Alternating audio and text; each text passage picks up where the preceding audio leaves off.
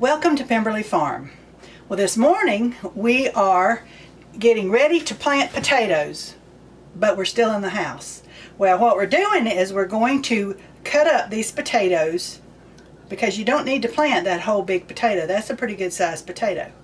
So you don't want it to be any bigger than the size of maybe a large egg. And so what happens is we will cut it up, and then you can see it already has started to sprout just a little bit. These are called eyes, but when you cut it, this is really wet. And so what we're going to do is we are going to cut the potatoes up, and then we're going to let them cure.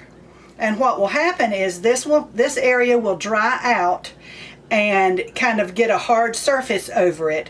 Because if I put it in and it's still this wet, put it in the ground, it has a good possibility of rotting. Now, it might not, but it depends on how moist your soil is, if you have a lot of rain after you've done it, a lot of things. I'd rather just be careful and let this get a hard crust over it, dry out and get a hard crust over it. That way you haven't wasted your time or your money in with the potatoes. So, both, some sides of the potato may not have as many eyes as the other. This side doesn't have eyes that are coming out yet, but there's still eyes on there, and they will eventually come out.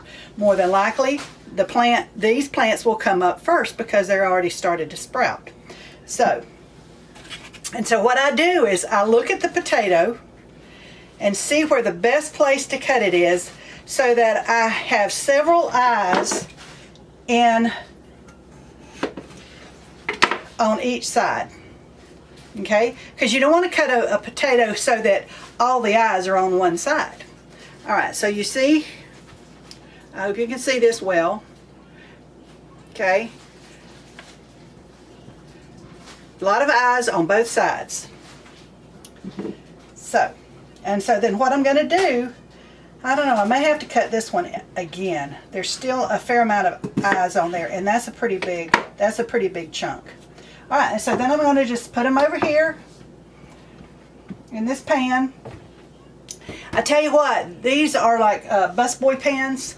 I've got these and then some deeper ones, and we got them at Sam's, and listen, on a farm, they come in very, very handy. So I would, if you have a Sam's near you and you have a Sam's card, and you have a garden of any size, these things come in real handy. So anyway, these again, there's got some coming out, but on the other side there's not as many, but there's still eyes there. So we can still cut. It's not rocket science, but I just want to make sure that we have the optimum amount of eyes with every chunk.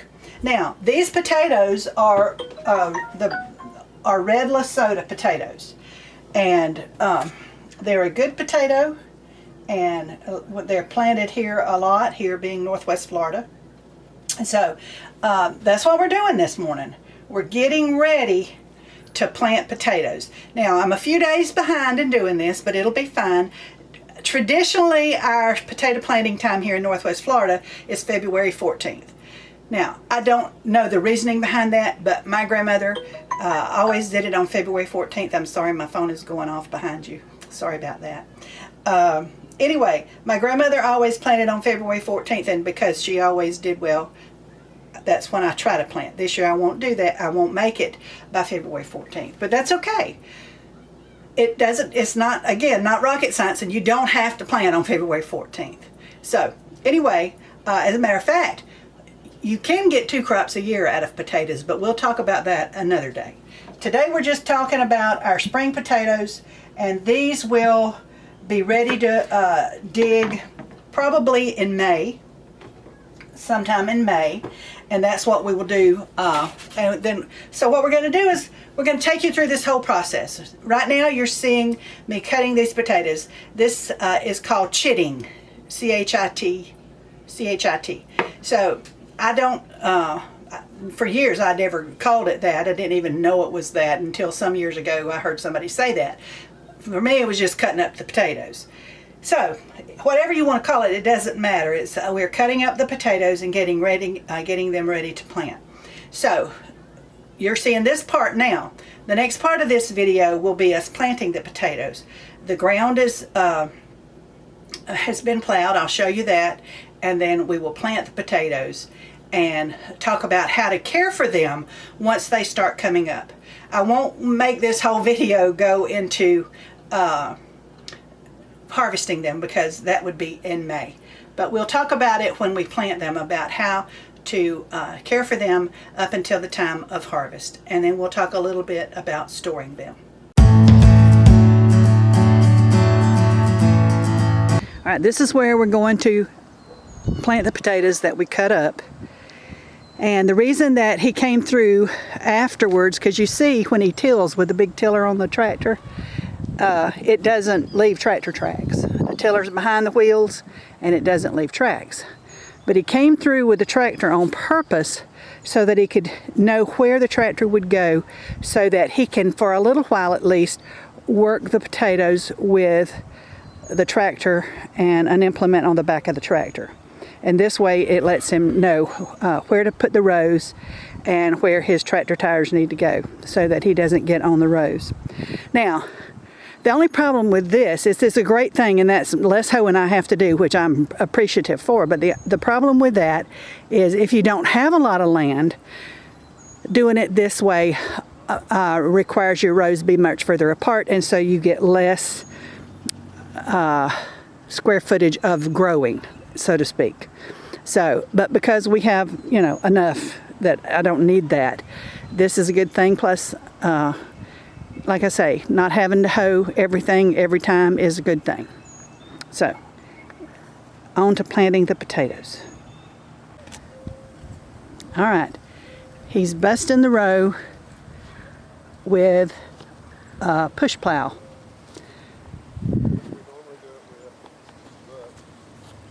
That's what we normally bust our rows with. Now, sometimes for the potatoes, he puts the big plow on the back of the tractor, but that just buries them so very deep. And anyway, so we decided to try the push plow this time. If you don't own a push plow, I highly recommend it. It beats, if you don't have any other kind of plow, it sure beats making your rows with a hoe. Last time I looked, they were about $125, but they will last you forever if you take care of them. The only thing that can really go wrong, especially if you don't live in a place where there's rocks, is you let the handles stay outside and rot. But other than that, you really can't go wrong with it.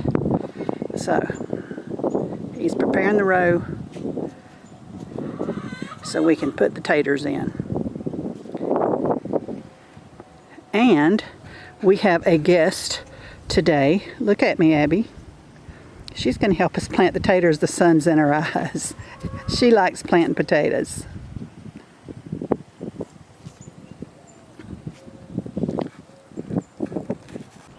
Okay, so I'm trying to figure out how to do this so you don't see my shadows so bad.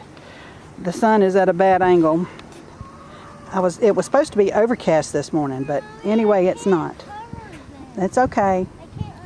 All right, just be quiet. All right, so they're about 10 to 12 inches apart, the potatoes are.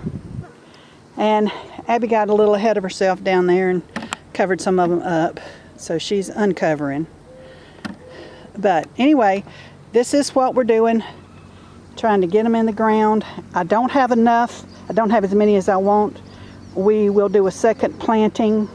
It's okay, that way they're not all ready at one time. So anyway, they're in the ground. You saw that they were 8, 10, 12 inches apart. And so we've covered them. In this row here, there's 2 rows, and we only had like half a dozen that go into the other end. And so the empty row here will get the next round. But that's what we did. Now, we did not put any kind of fertilizer in here now, because I don't want it to damage or burn the potatoes. And yes, I have to use commercial fertilizer. We have too much land This is a big bed. It's 70 feet long by, I don't even know how wide. And, 50? Yeah, it's about 70 by 50, and that's a big bed. That's a big bed over there. There's another big bed that you can't see that's on this side. There's other beds on the other side, so I can't create nor afford enough compost for all these beds. So yes, we have to use commercial fertilizers, and so we do the best we can with what we got where we're at. So anyway, thank you for coming along on our journey here. Miss Abby, can you tell them goodbye? Bye. Look at them and wave. She's not into that today. She's playing with her walking sticks. But thank you for coming along. Be sure to like, subscribe if you haven't already, and share our videos. And be sure to check us out on Facebook, Instagram, and TikTok. Just a view of our hill there. It's a shame that you can't tell how big of a hill that is in the videos. But anyway, and some of the cows over there. The one you see, that you can see, is due in a couple of months, I'm hoping. So anyway, and we'll be back in milk again. That'll be exciting. All right, we're going to get busy doing some more things today. God bless you from Pemberley Farm.